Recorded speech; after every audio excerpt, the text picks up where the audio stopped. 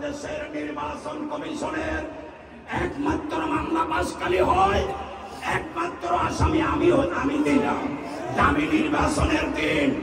দামি নির্বাচনের পরের দিন আমার কর্মীরা জীবনের ঝুঁকি নিয়ে এই উপজেলায় মিছিল করেছিল কিনা? রিমান্ডের পর রিমান্ড, নির্যাতনের পর নির্যাতন। দক্ষিণ চট্টগ্রামে আমার সে যদি বেশি কারো উপর চলে তাহলে তার নামটি প্রকাশ করুন।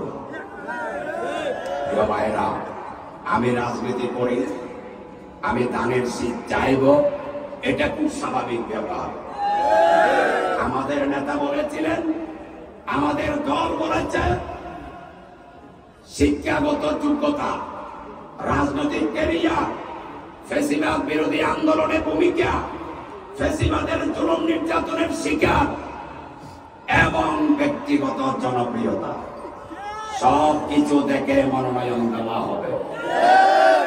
আমার কি এগুলোর অভাব ছিল?